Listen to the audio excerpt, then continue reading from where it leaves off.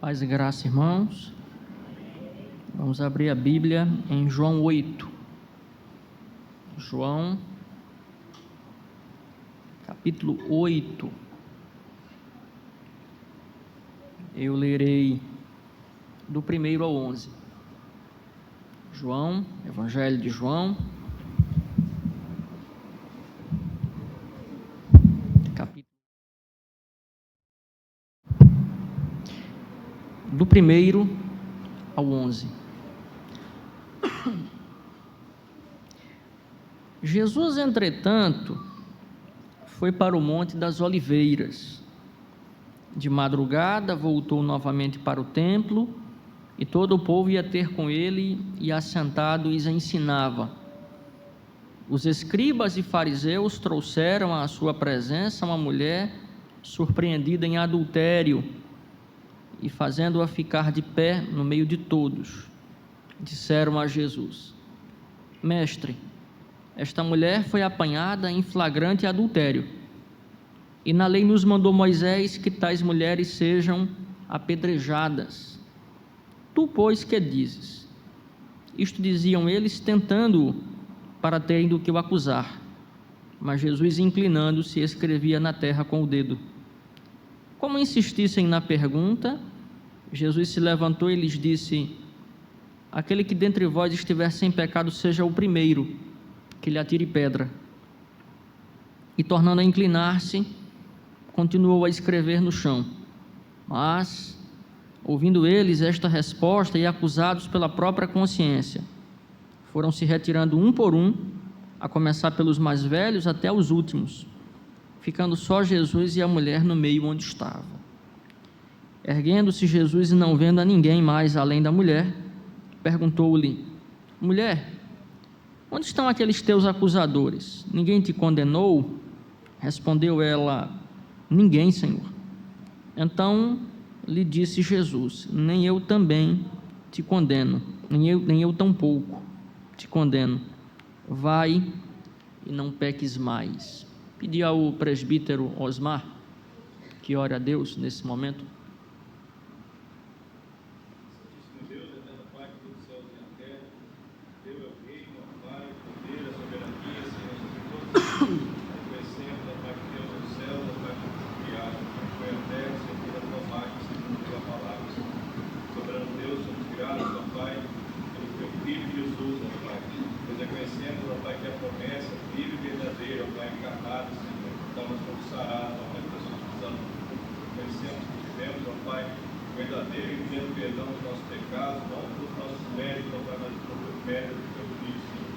Levou as nossas enfermidades, ó Pai, e levou os nossos pecados sobre si, nos sarando, ó Pai, verdadeiramente, plenamente, Senhor, reconciliando, ó Pai, com o Deus.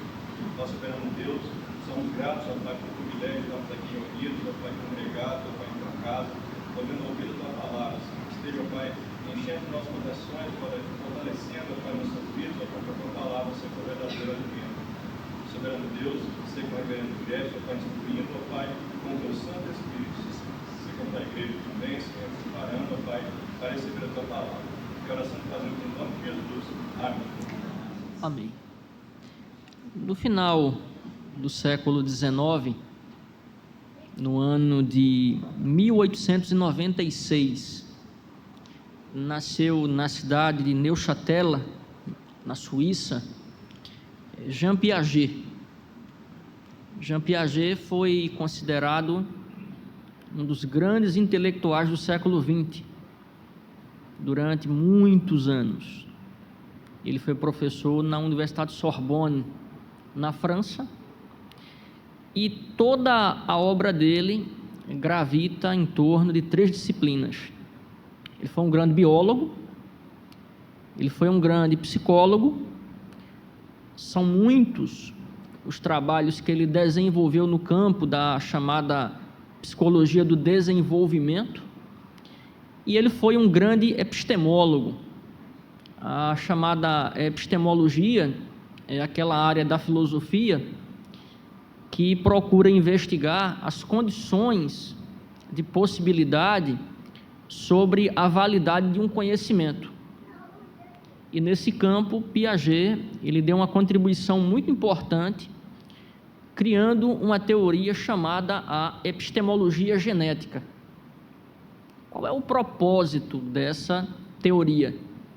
É descobrir como o conhecimento ele é formado.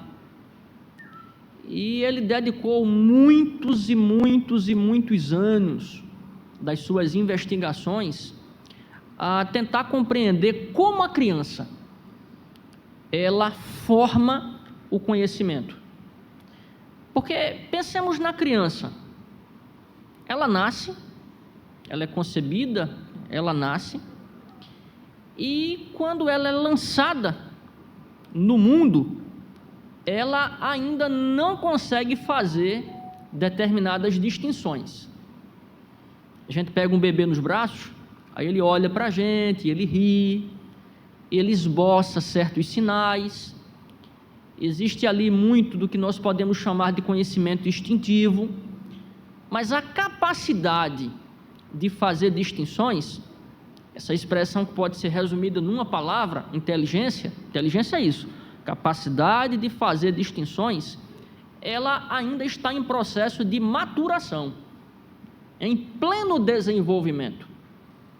E a criança vai crescendo, a criança vai se desenvolvendo, ela vai interagindo com a realidade, ela vai se cercando do meio, ela começa a se perceber parte do meio, ela começa a perceber que existe um mundo interior, existe um mundo exterior, ou seja, a criança, ela passa a desenvolver uma coisa que eu chamo de olhar. E esse olhar, ele tem algumas características. É um olhar projetivo, ele é um olhar interativo e ele é um olhar interpretativo. Então, isso diz respeito não só à criança, isso diz respeito a todos nós. Projetamos sobre a realidade o nosso olhar, interpretamos e interagimos com o meio, com o real, com o mundo que nos cerca.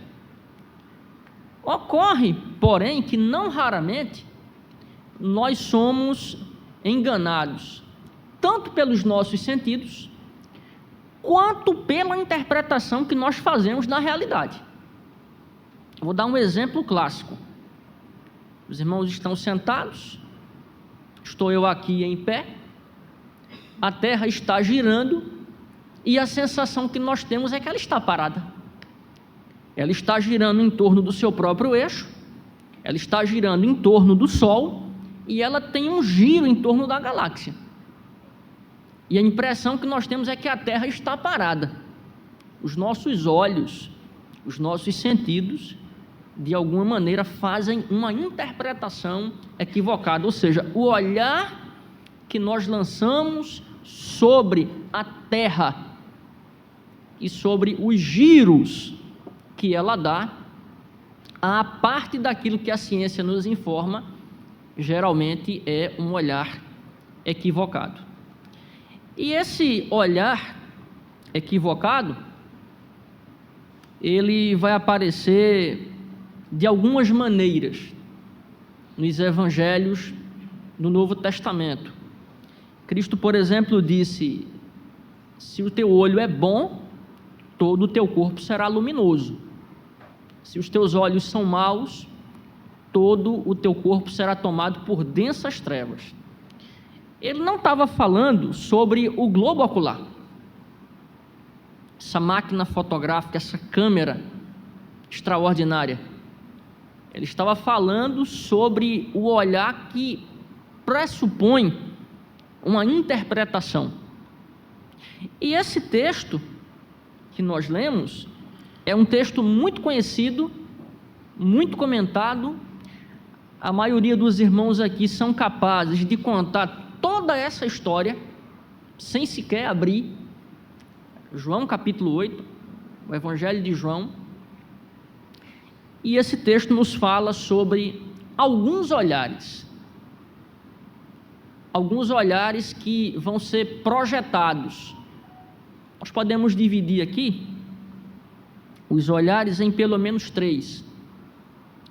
o olhar dos fariseus sobre aquela mulher, que depois vai ser compartilhado pela multidão, o olhar da própria mulher em relação a si mesma e em relação aos seus algozes, e o olhar de Cristo em relação àquela mulher e o olhar que ela vai assimilar na sua interação com o Cristo. Em casa, eu convido os irmãos a lerem todo o capítulo 7. Ele estava na Galileia, e os seus próprios irmãos, que ainda não haviam crido, o convidaram para ir para a Judéia. Ele disse: não é meu tempo, eles procuram matar-me, eu vou ficar aqui. E eles sobem primeiro para a festa dos tabernáculos. Algum tempo depois, Cristo vai para a festa dos tabernáculos, e ali ele é reconhecido, e a primeira coisa que acontece é que as multidões o cercam. Os principais sacerdotes e os fariseus mandaram guardas do templo para o prender, e por 3 ocasiões, o texto nos mostra isso, e nenhum deles prendeu, porque no final do capítulo 7, eles vão dizer o seguinte: jamais alguém falou como este homem. E aí eles vão indagar: será que alguma autoridade acreditou na pregação desse homem? Será que vocês mesmos creram na pregação desse homem? E aí no final, o texto vai dizer assim: e cada um foi para a sua casa. E aí inicia o capítulo 8, e no início do capítulo 8 nós temos essa narrativa, que é uma das narrativas mais conhecidas da Bíblia inteira. Às vezes a pessoa nem conhece a Bíblia, nunca leu a Bíblia, a pessoa não tem nenhuma familiaridade com a Bíblia, mas já ouviu falar da narrativa da mulher adúltera. Quando a gente começa o texto, eles foram para casa e Cristo foi fazer algo muito importante. Ele foi se fortalecer espiritualmente, ele foi para o Monte das Oliveiras, onde costumava ir para passar as vigílias da noite em oração. E é na madrugada que todo aquele cenário ele aconteceu. Nós vamos ver agora aqui o primeiro olhar, que é o olhar dos fariseus e também dos escribas. De madrugada voltou novamente para o templo, e todo o povo ia ter com ele, e assentado os ensinava. Os escribas e fariseus trouxeram à sua presença uma mulher surpreendida em adultério, e fazendo-a ficar de pé no meio de todos, disseram a Jesus: Mestre, esta mulher foi apanhada em flagrante adultério, e na lei nos mandou Moisés que tais mulheres sejam apedrejadas. Tu, pois, que dizes? Isto diziam eles, tentando para terem do que o acusar, mas Jesus, inclinando-se, escrevia na terra com o dedo. Esse aqui é o tipo de olhar onde o outro, ele é enxergado, ele é visto, como um concorrente. Se você voltar no capítulo 7, você vai perceber que toda a ira, toda a inveja, todo esse sentimento ruim que eles estavam mobilizando em relação a Cristo, é porque eles estavam perdendo espaço simbólico. Ou seja, a presença de Cristo atraía as pessoas, eles estavam perdendo a sua influência. Ele era uma ameaça para a autoridade, porque não foram poucas as vezes em que ele rebateu, respondendo aos fariseus e aos escribas, interpretando corretamente a lei. E o texto é muito claro no capítulo 7. Ele chega no templo, as multidões o cercam. Tem até um trecho em que se diz assim: ora, o que ele está fazendo aqui, se agora mesmo estavam procurando para matá-lo? E ele retorna ao templo, e essa mesma turba, essa mesma multidão aflui a ele, e isso começa a incomodar os fariseus, que olhavam para ele como um concorrente. é o olhar daquele que entende a vida como uma competição, onde o que vale é o chamado protagonismo. São as pessoas que precisam ser vistas, elas precisam ser notadas. E aí eles incorrem num outro erro, que é o olhar que nulifica o outro, porque você vai ver que eles vão de madrugada, levam a mulher, eles fazem com que ela fique em pé na presença de todos e apresentam diante de Cristo a acusação: esta aqui é uma adúltera.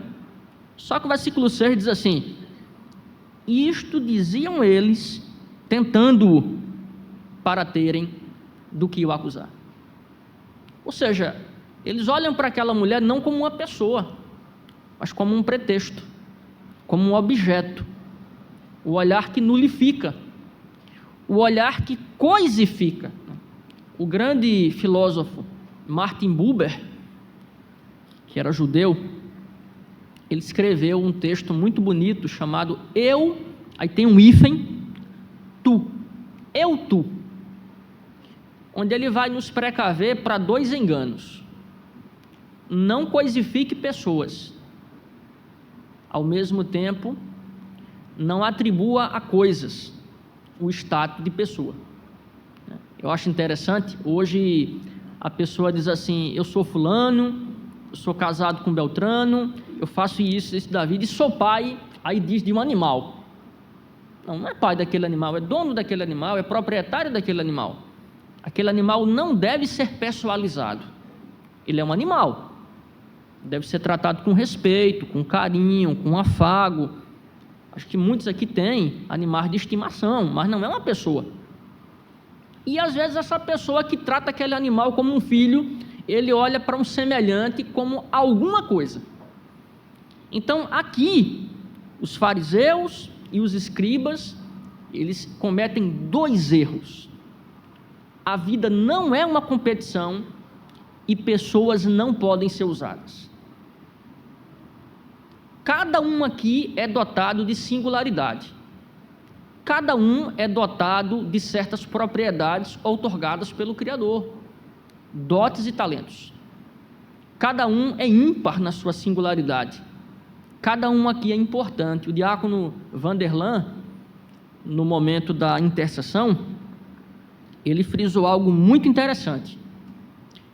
Paulo ora em favor de. Ele ora em favor da igreja. Por que ele ora em favor da igreja? Quais são as razões pelas quais ele orou? Paulo sabia que, enquanto a igreja de Éfeso fosse uma igreja, ela era composta por muitas pessoas. E coletivamente era necessário que houvesse um fortalecimento daquela igreja. Então, aqui, nós percebemos que esse olhar atrofiado, esse olhar enganoso, esse olhar perverso, mais adiante vai se voltar contra eles.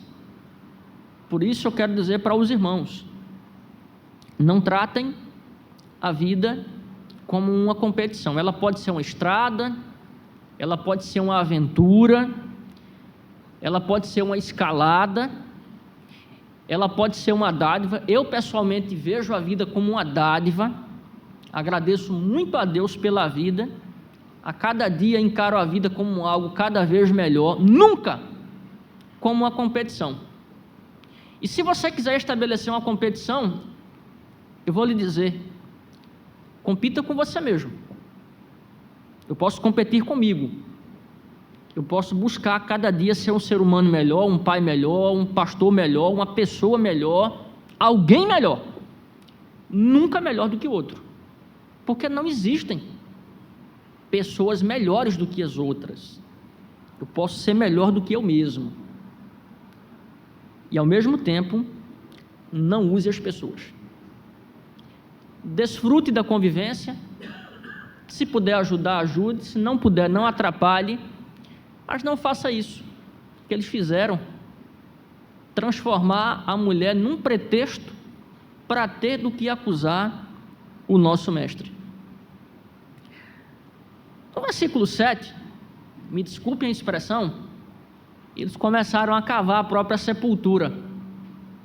Quando eu era meninão, um dia o meu avô me chamou, ele pediu para mim cortar a unha dele, do pé, e eu comecei a cortar, e eu não lembro o porquê.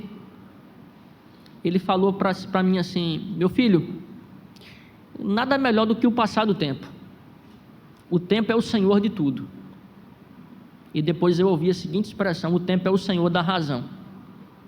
Eles vão ver aqui que eles começaram a cavar a própria sepultura. Como insistissem na pergunta, quero dizer também que perguntaram para a pessoa errada. Se a intenção era tentá-lo, perguntaram para a pessoa errada. Jesus se levantou e lhes disse: aquele que dentre vós estiver sem pecado, seja o primeiro que lhe atire a pedra. Aí o texto diz assim: e tornando a inclinar-se, continuou a escrever no chão.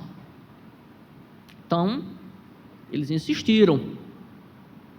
Cristo responde, e a resposta de Cristo vai fazer algo muito interessante.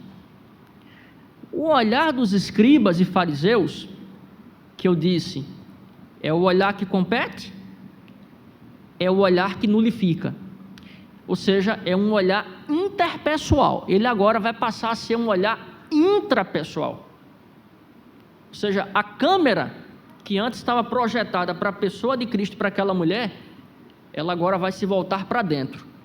Mas, ouvindo eles esta resposta e acusados pela própria consciência, foram se retirando um por um, a começar pelos mais velhos até os últimos, ficando só Jesus e a mulher no meio onde estava. Então, o tempo passa e, às vezes, nós passamos a nos dar conta de que o olhar que tínhamos era um olhar equivocado. Porque quando o binóculo, quando a lente, ela é projetada para o eu interior, para a morada interior, para o ego, quando ela é projetada para os escombros mais sombrios da nossa existência, a gente começa a se perceber igualzinho ou até pior do que aquela pessoa sobre quem nós lançamos certos julgamentos. Cristo disse assim: não julgueis, para que não sejais julgados, porque a medida é exatamente a mesma. Na psicanálise, a gente aprende uma coisa muito interessante. Às vezes uma pessoa critica algo, ela mobiliza críticas muito ácidas, ela mobiliza certos pensamentos que, por vezes, nós podemos qualificar como exagerados, pura e simplesmente para esconder aquele mesmo erro, sendo que ela comete aquele erro. Então, é a crítica como uma espécie de maquiagem, ou seja, eu critico para que as pessoas não vejam. Agora, quem é que pode escapar da própria consciência? Escapa de pai, de mãe, do terapeuta, do pastor, do amigo, do vizinho. Ninguém sabe, ninguém conhece. Mas quando o cara pega o travesseiro para dormir, a consciência fica parecendo aquele instrumento que o senhor tem lá para mobilizar a energia, o tic-tac, o tic-tac, o tic-tac. O cara não consegue dormir, aí começa a comer mal, aí começa a se sentir mal, aí começa a somatizar os sintomas, aquela pessoa começa a viver uma existência adoecida. Por quê? Porque a consciência, ela é um tribunal dentro da gente. Então, aquela autoimagem, ela passa a ser como um boneco de cera exposto à luz do sol. Eu estava lendo recentemente o mito de Ícaro. Ícaro era filho de Dédalo, o homem que planejou o labirinto de Creta. E não é que ele e o pai, em algum momento, foram colocados dentro do labirinto? O pai teve uma ideia brilhante. Ele pegou penas de pássaros, construiu asas, só que ele usou cera para colar aquelas penas. E ele disse: olha, nós vamos voar, mas não voe muito alto, porque senão o sol ele vai derreter a cera e você vai cair. E Ícaro, empolgado com a brisa, com a sensação de voar, lá vai ele. Vem o sol no seu esplendor, derrete a cera, ele cai em pleno mar e morre afogado. Foi o que aconteceu aqui. Essa mulher é uma adúltera, essa mulher é uma pecadora, e na lei Moisés diz que nós temos que apedrejá-la. Tu, pois, que dizes? É um outro olhar também, né? É o olhar daquele que constrói uma mentira para tentar se prevalecer contra os seus adversários. É um concorrente, porque Moisés não disse que era para apedrejar, ele prescreveu pena de morte, mas não era por apedrejamento, não está no texto bíblico. E aí Cristo diz: olha, ela é uma pecadora, porque Cristo não inocenta essa mulher. Ele apenas diz assim: aquele que dentre vocês não tiver nenhum pecado, seja o primeiro. Sabe o que o texto diz? Olha só: ouvindo eles essa resposta, e acusados pela própria consciência, foram se retirando. No final o texto diz assim: ficando só Jesus e a mulher no meio onde estava. O que foi que Cristo fez? Ele não confrontou só o pecado dos escribas e fariseus, não. Ele confrontou o pecado até da multidão que estava no entorno. Todos ali eram iguais àquela mulher, ou pior do que elas. O que a gente percebe claramente aqui como lição para a nossa vida? Cuidado com os julgamentos precipitados, cuidado com esse olhar. Esse julgamento é um olhar, e esse olhar ele pode se voltar contra você. Essa autoimagem sobrelevada, essa autoimagem sobressalente. Eu não lembro agora se é na primeira ou na segunda carta aos Coríntios. Paulo ele diz assim, que quem pensa demais sobre si ainda não sabe o que convém pensar. Então nós temos que ter uma postura humilde diante da vida, olhar para o outro e enxergar no outro um igual a mim. Tem um filósofo muito importante chamado Emmanuel Levinas, e tem um outro que também era judeu, esse alemão, Hans Jonas, que eles vão nos ensinar algo muito interessante.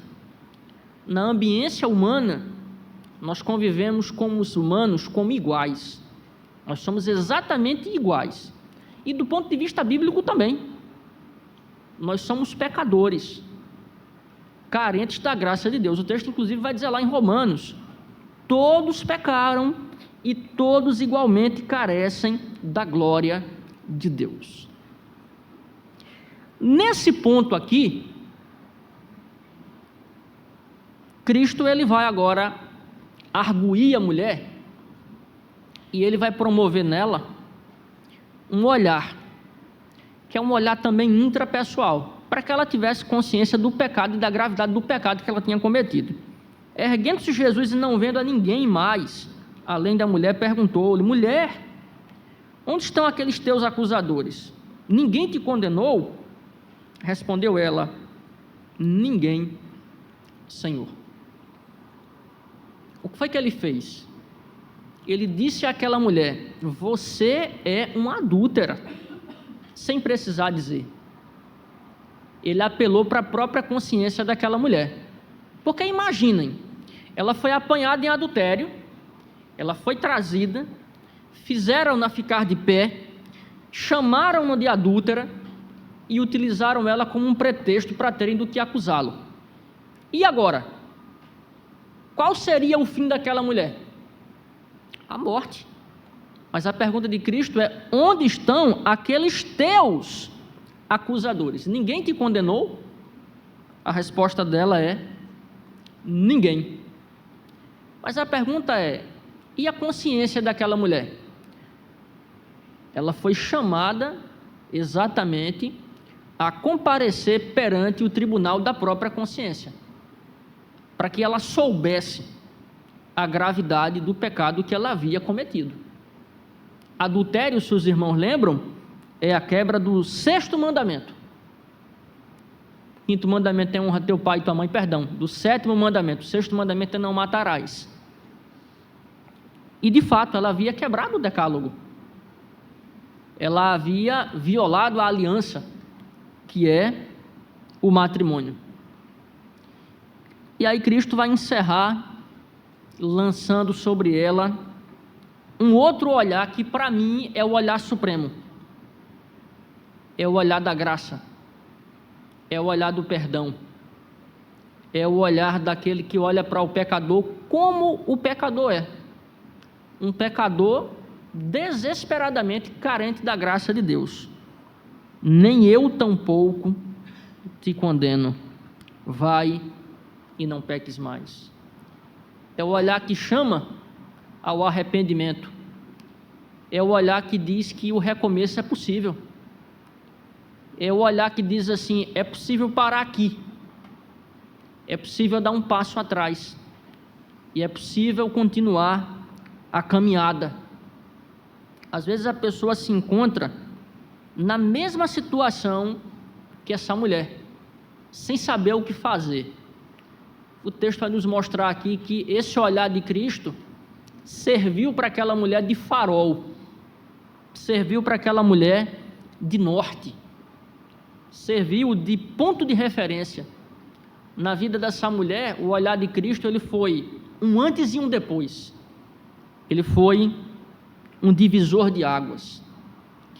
Otávio Paz, ele escreveu um texto muito interessante, e são vários ensaios, e ele vai contar a história de um navio de madeira que se chocou contra um coral de arrecifes. E a imagem é terrível. São pedaços de madeira boiando sobre a água. Os náufragos, eles tentam desesperadamente se salvar. Será que vem um tubarão? Muitos não sabiam nadar. E aí Otávio Paz diz assim: a gente transforma o navio em jangada. A gente pega os pedaços de madeira para que a gente possa continuar a nossa travessia. Foi o que Cristo fez. Em meio àquele mar revolto de acusações, de exposição pública, de uma autoconfrontação, ele disse: eu vou lhe dar um pedaço de madeira para que você não venha a naufragar nesse mar. Eu vou lançar um novo olhar, e esse olhar ele vai salvar você. A mesma coisa, irmãos, ele disse para nós aqui. Ele olha para nós, reconhece a nossa humanidade, reconhece a nossa pecaminosidade e diz para nós: se arrependa, creia em mim, olhe para mim e interprete a vida a partir daquilo que eu chamo de real, a partir daquilo que eu ofereço como ferramenta interpretativa. Muito cuidado, porque se nós tomarmos o mesmo caminho que os fariseus e lançarmos sobre as pessoas e sobre a vida um olhar atrofiado, em algum momento nós vamos nos tornar vítimas do nosso próprio olhar. Mas nós podemos fazer um outro caminho. Nós podemos olhar para Cristo, pedir discernimento e, segundo aquilo que Ele mesmo há de nos conceder, nós podemos interpretar a vida com doçura, com misericórdia, com graça, perdoando e acolhendo como Ele o fez. Que Deus nos abençoe.